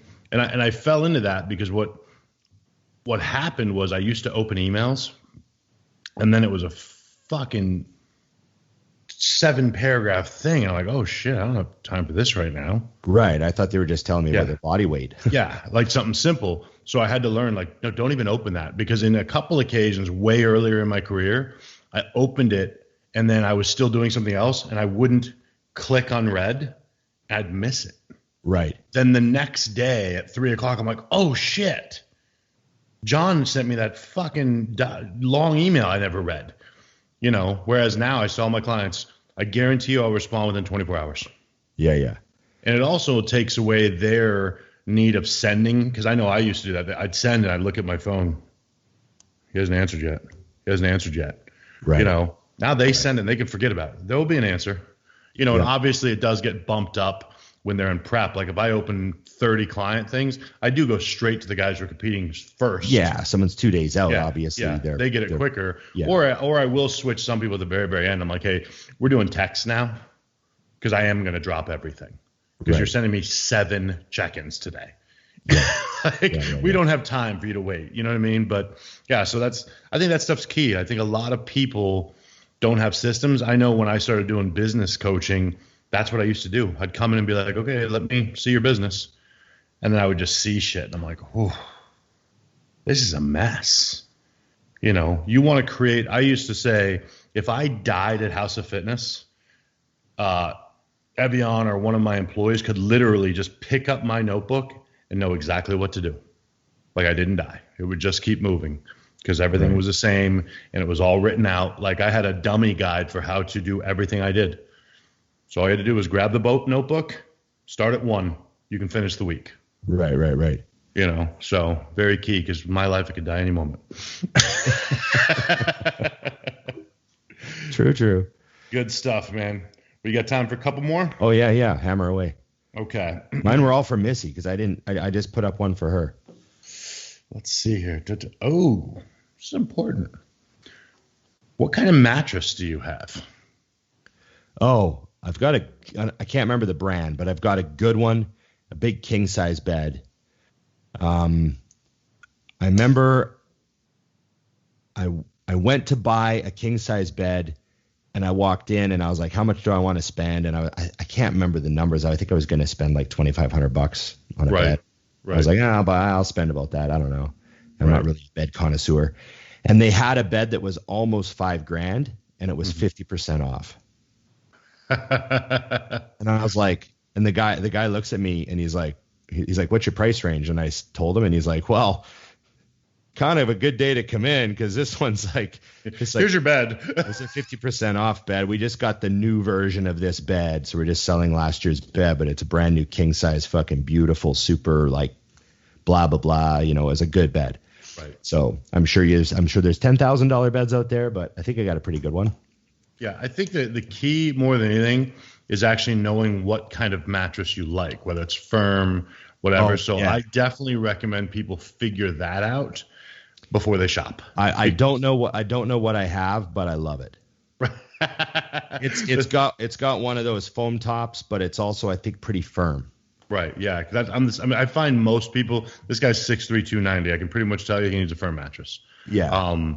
Because that's the deal. I did the same. It's just I literally went in, learned the facts, and I actually have one of those. They're like the foam beds, the tuft and needle kind of shit. They have 3 options, and the cheapest one is the firmest. Bought one of those, and I came off of what was like a $5,000 mattress before. I just didn't want to spend that kind of money again, so I thought they had one of those like 6-month guarantees. You literally just call them, I don't like this mattress. And I think it cost like $1,000. I mean, it was so cheap. Nice. And literally now I have 4 of them. Yeah. Every room has that mattress now. And anytime somebody comes over, first comment, they're like, damn, how much is that mattress? I'm always laughing. Well, it's probably cheaper than what you have. So yeah. I have very good news for you, sir. It's not as much as you think. Excellent. What is that? Oh, wait, I gotta read this. This one is a 3-parter, so I gotta read up here. Oh, here we go. There's something about a woman who comes into the gym ready to fucking work versus the one who is looking for her best lighting in her next selfie. Which one is more attractive? What's the key factor? There was actually 3. Like I had to read them across. Anyways, yeah. Oh, okay. I get it. Yeah. Well, I mean, you know, I like hardworking people. I like seeing, you know, I always like girls that were like working hard, and they didn't have to look like competitors or anything. It was all about hard work, you know? Yep. So they could have sweatpants on and a hoodie. I actually like hoodies on chicks, so that's fine. Yeah. So yeah, it's not at all about what they're wearing. It's like, you know, seriousness. I always like, you know, the girls that kind of had their hats low and their headphones in. I was like, okay, she's not actually here to like pick up guys, you know? Right. Yeah. Actually here to work. Yeah. No, I agree. Yeah. I think the only thing that I've talked to people who are in the industry about is understanding that in our world, you're in. When you go to the gym, like I can't go to the gym and be in Dusty Land if I meet people who know me. I can't have the fuck you face on. Like you've got to alter into that. So I do remind people of that, like especially women. It's like you need to be here to train, but I don't think there's anything wrong with also looking good to do that. No, not at all. You know what I mean? It's that line of hey Dusty, you know, sometimes I go as far as I wear like a red hat and red shoes at the same time. Which I love when you do that. You know, I pride myself when you do that. I'm like, look at Ron. But I don't want people to think I'm like dressing for the gym. But I do have to say, now we're going way off topic, but I don't even care. You got tagged in some Converse posts the other day, and I was like, look at Ron starting his own little group of people that understand the Chucks. Yeah, it's cool. I like it. There's a guy at my gym that's got a pretty good collection. He's got You had drifted away, and I brought you back into the Chuck brand. I drifted away. Yeah, now you were probably buying shoes that actually costed money, and now you're back to Chucks where you should be. No, I like the Chucks. However, I can't ride in the Chucks. I can't wear Chucks on my bike. What are you wearing on a bike? I wear Jordans. Really? Yeah. That's an expensive ass shoe for a bicycle. My Jordans are all a little bit beat up, so I'm just gonna take them, just wear them right out. Grind them into the ground. Yeah, you know, get some use out of them. I don't want them looking pretty when I'm done with them. Yeah. But yeah, I need a really firm bottom for the pegs and the frame. Right. The chucks, my feet actually hurt on the pegs. Yeah, I can see them bending over. Yeah, they're just too soft. But when I wear a Jordan, I feel like I have like a real flat foot on the pegs, and my foot doesn't fold over the peg, you know? They don't have like a shoe that most people wear when riding. Most of those guys a lot of them are wearing Chucks and Vans and DC and that sort of stuff. They're not 260 Yeah, pounds. they're all like 170 pounds, right? So, I was like, wait a minute. I see where this has changed a little bit. Okay. Yeah. Most of the guys I see are wearing like a very kind of minimal shoe. Right. Because they want it out of the way. They don't want a big shoe getting in the way. Right. You know? So I've got some size 14 Jordans and some size 13 Jordans. Right. And the 13s are better on the bike. The Really? 14s are they're like actually a little too big, like they get in the way. Right. So I'm gonna like kind of keep that in mind if I'm looking for a new pair of shoes to ride in right now. So I'm kind of on the sites, kind of seeing what's out there, and I'm looking for like a minimalist, like slim fitting, sort of but thicker soled style shoe. You hear that, viewers, listeners? Help me out. Ron needs help. You know, it's funny because I follow like all the skateboarding accounts and all that because I'm just blown away. And now I follow BMX dudes. People got onto my Instagram. They'd be like, what the hell is going on here? This guy is confused because they look at me and they're like, he's definitely not doing any of this shit. Like a 13-year-old boy. You know what's funny that I did find? Like you're following porn stars and skate videos. You're like 15.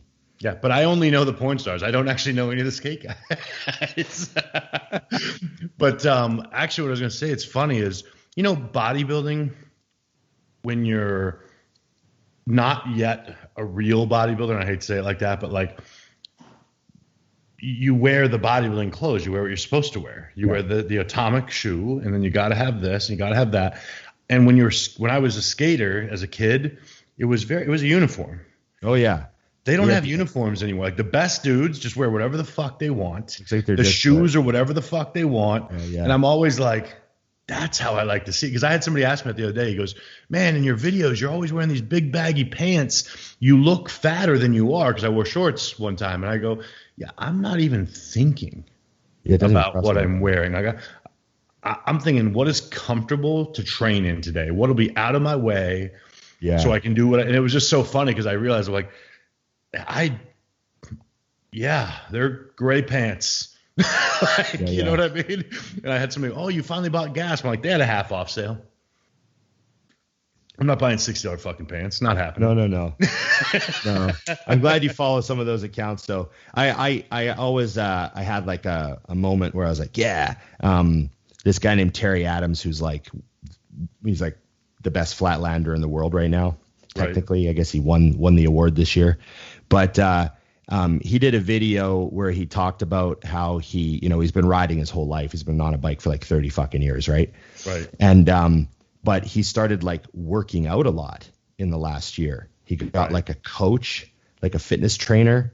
Right. And he started like working out, and he's got all this. He does like like he just changed his. He was always kind of like yoga, eat healthy type of guy, but now he's like working out and doing all these exercises, and he's got this core routine he's doing, and he said it was all spurred because like I think he's probably almost 40 now, if not 40, but he just like jumped off his bike one day when he kind of came off it and just landed on his heel and hurt his back. And his therapist was like, if your core was stronger, this wouldn't have happened. And he was like, fuck, I'm getting old. 2 options: strengthen your core, or you can be 20 again. Yeah. So he like started working out and stuff. So I just like when, the whole lift weights, get strong, that whole, eat healthy, how much protein you eating, get your, I love when that stuff drips into other people. Well, they're elite athletes now. And that's the thing is like, and it always reminds me of how ahead of the curve bodybuilding has been. Yeah. And how we have been decades ahead of everyone for such a long time. And we saw it happen in the 80s. Hockey players weren't lifting weights. Yeah, well, that's what's crazy is when you look back, Dante and I will joke because there was a study maybe 3 or 4 months ago about stretching under a load. Mm-hmm. And it was like new information. If you we were like new in 1997. I mean, where the hell have you been? But it is cool because you're right. Like you follow, and these guys all understand they're elite athletes, and that's truthfully what I follow when I'm looking at most things. Is I like people that are excellent at anything. Yeah, I follow a frisbee golf pro, because I'm like, oh, how does he get good at that? Reps. Golfer, reps. Basketball, reps. Yeah. It's all the same. You know what I mean? And our squat or our deadlift is their shot or their swing. You know what I mean? So it is cool to watch because it's just a never ending reminder that they're all doing what we're doing. and another thing that it's a reminder of, and this, we talked to Missy today. I mean, she just won the Olympia, and she's telling us, my shoulder was bad all year, my elbows were bad all year. Yep. It reminds us that, us guys who lift that big heavy weights and train like animals and all that stuff, all the other high level athletes are getting hurt too. We're nothing special. Mm-hmm. They're living in pain the whole fucking time. Just because you're 300 pounds and you're, squatting 5 plates doesn't mean that you're suffering any sort of pain that other people don't understand. Like you got these guys, these high level flatland guys that have had like fucking carpal tunnel surgery and like literally, and their wrists and elbows and, 3 shoulder rotator cuff repairs and, arthritis up their spine and 1 hip's fucked and they've been riding their bike for 30 years. And you're like, holy shit, like the body wears out no matter what you do, no matter what you choose to do, whether it be skateboarding or snowboarding or high level archery. Guys that fucking pull those bows back for 30 years have fucked up shoulders and necks. Yeah, of course. And we just have to realize that if you're going to do anything, it's like you said, reps make the champion. And repetition makes the injury. Yep. And that's that's that coin, that reps coin. Reps is how you win and how you get fucking hurt. Yep. Like you wear stuff out and you win doing it that way. Reps. Which is why though, I promote. I'm kind of the anti throwback bodybuilder guy where people are like, just get a job where you can make sure you can eat your food and make sure. And I'm always like, how fucking long does it take you to eat your food? What are you talking about? I'm like, get a job that makes you money. Yeah. Because this is not cheap. I spend $150 a week on needling. A week. Think about that. But guess what? It's the reason that 5 years ago, I thought I was almost done. And now I'm like, I'm going to be the biggest I've ever been this year. Yeah. I love it. Because someone, but again, because you have the money to do those things, and also understanding that, all kidding aside, you don't need the new truck, you don't need the Jordans and all these things. You need priorities to figure out if this is really something you want to do. But I literally hit a soft spot. But I saw a coach put up a post that said that. Don't get a job that's going to distract from this. I'm like, what are you fucking talking about? The odds of you doing this as a career are almost none. You might do it, but come on, man. Your advice to people is to don't live, just do this for a while. Live in mom's basement. Yeah. Knock it off. Like, I ran businesses and did all this shit, and I just found ways. I have clients that are surgeons, and they're like, okay, so I drank a half of a shake, and then 3 hours later I had the other half, and then 45 minutes later I had the next meal. Is that okay? I'm like, you got it in. I don't give a shit. Yeah. So I don't know. I know it gets a little off track, but when I hear those things, it's just a reminder. It's like, think about how much money she was talking about in two visits to this guy, 1 visit to the chiropractor every week. Yeah. So you have to be prepared to do those things and have the finances to do it. Yeah. And it's just, bodybuilding can't be as all in as everyone pretends. And I just don't think it's that hard. I'm at the gym for 2 hours a day, including cardio, if I really need to be, and I can eat meals in 6 minutes. Right. We're not that busy. It's not that hard. You know what I mean? So I don't know. It's funny. It does help to get to sleep. You need to work on that, my friend. I'm working. My goal for you is that by the time you retire, you will have actually had an 8-hour sleep. That'd be interesting. Right now, though, I'm chopping it up. I have a new system that literally works. I've probably been sleeping, for real, asleep for 5 to 6 hours a night. And the secret was this. I fall asleep for like 3 hours, and then I wake up. I just get up, and I do some stuff. And then when I start to feel even remotely tired again, I eat a meal real quick and go back to sleep. So now I've been going to bed at like 1 a.m. and I wake up at like 3 or 4, and then I'll eat my usual 7 o'clock meal at 5 or 6, and then just sleep as long as I can, which might put me right over that 7. I don't care. Then I'm up and good to go. I saw someone, I think it might have been on Rogan. Someone might remember. He was talking about how it's actually our actual most natural way to sleep is to get like 60% of our sleep at night and then have a long nap in the early afternoon. Right. Really? He said that's what he recommends if people can, people who are able to, maybe they only get 4 hours of sleep, but then they get like a 2.5 hour nap. And they're like super energized and work really well into the evening and all that sort of stuff. So yeah, it's interesting. Maybe my stumble was somewhat scientific, because literally the only thing that happened was I got sick of. Maybe they'll scan your brain one day and then go, you know what you should be doing? You should be sleeping 3 hours twice. And you're going to go, I do that. And they're going to go, there you go. That's what you should be doing. We figured it out. Good job, you. Yeah. Awesome, man. Well, solid. I think we've got, I'm hoping, I haven't finalized, but we should have another really solid guest for next week. Okay.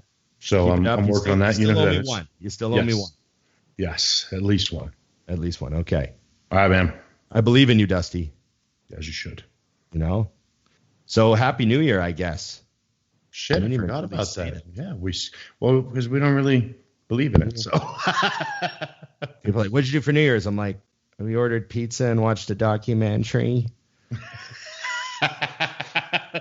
You know what's bad is you'll laugh, but so New Year's obviously is the biggest time of year. Yeah. And then on the 2nd, I was like, oh, I didn't pay the mortgage. Like literally the time that I have a giant worldwide warning to remember to do this, I was like, oh. I mean, obviously you have time, so it doesn't matter, but I just laughed. I was like, this is the first time I've ever not paid on the 1st. Yeah. The day the whole world reminded me. So make a quick prediction. Yes. Do you think, what month, and do you think this year, do we get past the, let's say, capacity restrictions on businesses? Assuming things stay the way they look to be staying in the U.S. as far as our government, I don't know that we will get past them at all. If we do, it'll be third quarter at best. I just don't. I see them trying to hump it down even further than it already is. My hopes, quite honestly, and I know a lot of people are going to be really mad at me for saying this, is that people start to understand that in the U.S., our Constitution was made to protect the people from the government, and we're forgetting that. Right. So I feel like I've told people a million times, because so many people bitch about the masks and this and that. I'm like, oh, well, then stop wearing it. Right. Because if it's one of you, people will probably be like, hey, put your fucking mask on. If it's 50% of the people who walk into a business, they're going to say, we need to stay open. And they will let you walk through and buy your shit and walk out. Yeah, you guys have that Constitution you guys have is a beautiful thing. Yeah, you guys don't have that, but I do think that, I guess yours is voided when they decide they don't want to let you have it. Well, they've had a couple people try to keep their businesses open here, and the government is, as far as the barbecue place, the government just seized his business. Yeah, just take it. And that's, but I am hopeful, and like we do. So here, the other thing that I have an issue with here is, so the rules are changing and no one tells you. Right. So in our gym, we were told we had to wear masks. Well, of course, hey, I want to keep the gym open. I'll wear a damn mask. Well, I wear one of those plastic ones that don't do shit, that looks like a reverse hockey visor. Cool. That's within the rules. Well, then I find out, actually, during your heavy set, you could take that off. Oh, really? They changed the rule. Like during, which before they were like, we don't give a shit what you're doing. If you're in that building, you have a mask on. Right. But you find that out. I'm like, well, when did that happen? Right. But no gyms know that around town. So they will come yell at you if you pulled it down, not knowing, well, that's now your policy, which is fine if you want to leave it. Right. But if you want to know the legal policy, you can take it off. Yeah. So what's happening here where we live is you don't have to wear your mask while you're engaging in exercise. Exactly. So we tell our members, you got to have a mask on, but you can take it down when you're doing your sets. And then pull it back on and walk to your next machine. Do your best to wear it for the rest of the time and when you're moving around. But what a lot of other gyms are doing, especially the big chains, is what happens is you get someone who's a complainer, and they'll see someone who has their mask down, and maybe they reach for a plate and to put a plate on their machine. And so they'll go up and go, that guy left his station with his mask down for a second. He didn't pull his mask up when he reached for that plate. Or he took the dumbbells to the back to the rack without putting his mask up. Because they'll like have the dumbbells, they'll put them back on the rack and pull their mask up and walk away. Right. And spray the handles, and they'll go, well, that guy wasn't, blah, blah, blah, blah, blah. And engaging, and it's just the complaints pour in at such a ridiculous level from these insane lunatics that they just go, fuck it, everyone has to wear the mask the whole time. Can't take it down. Right. Because they can't put up with it. They can't manage all the complainers and all the people that are super afraid, and they just can't handle it. However, with our gym, because we have a much smaller membership base, we're like, and plus we're like, no, we're only going to enforce the mandate. Yeah. The mandate is you have to wear it unless you're exercising. So that's what we ask people to do. Yeah. So the only thing that makes life difficult for us a little bit is some people take their mask off and put it in their pocket when they do their set. Yeah. And then someone sees them and goes, that guy doesn't have a mask on at all. And they complain. And so we have to deal with that sometimes. I'll tell people, I'm like, listen, can you just keep it on your chin? Yeah, no, I do the same. You'll see in all my videos now. Yeah. I just number one, I don't want to take it on and off, but I do it for the exact same reason, because when I post a video, I don't want anyone to be like, so you just don't give a fuck. And I actually don't, but I do because of the gym. You know what I mean? What we have here that sucks that we've had to deal with is, so you can be an anonymous complainer to the health department, but zero proof required. Yeah. Meaning I own Dusty's gym down the street from West Coast Iron, and you're kicking my ass. Yep. I just sent in a complaint. And I know that has happened at our gym, because he got more on people about wearing masks. Like, he was like, guys, we got to stay open. And I'm even telling people, like, hey, put it on your, no, off your sets, pull it down, whatever. And then we randomly got a complaint. And I'm like, well, I know a gym right down the street that's at 30% of what they used to be, and you signed up 11 members today. Yeah. Pretty sure I know who the anonymous complainer is. It's not the people in here. Yep. Yeah. Oh, I guarantee that's happening. I guarantee there's a lot of that happening. So up here, 100% of their inspections, well, I was told, they told me 100% of their inspections are complaint driven.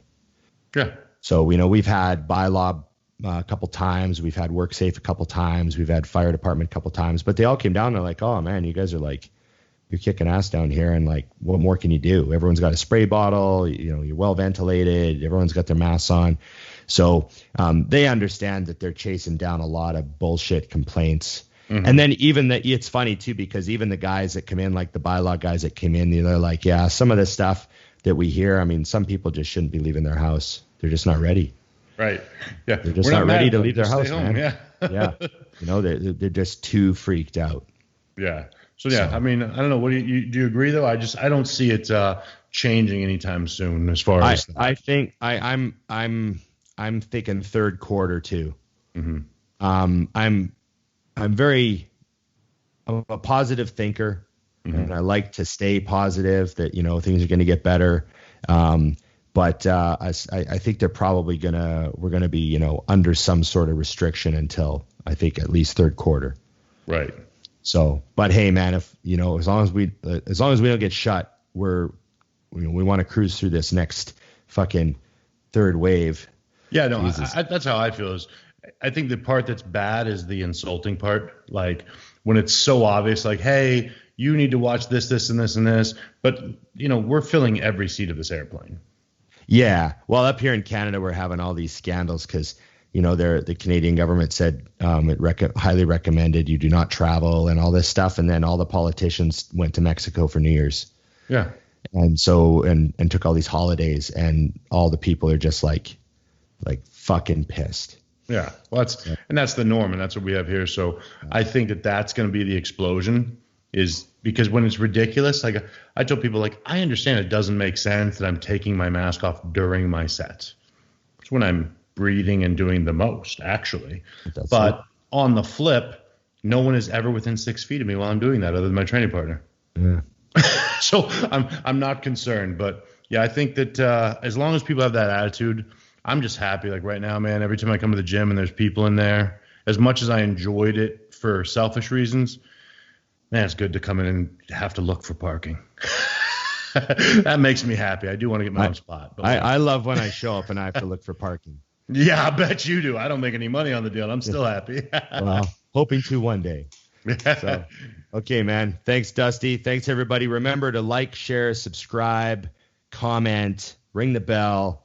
Make sure you follow Missy Truscott and, like all her photos and support her and cheer for her next year at the Arnold. Yes, I love that she's doing the Arnold. I love that she's doing it too. Thanks to her once again for coming on the show. Thanks, Dusty. No doubt. Until next Solid. time. You bet. Remember, it's just bodybuilding.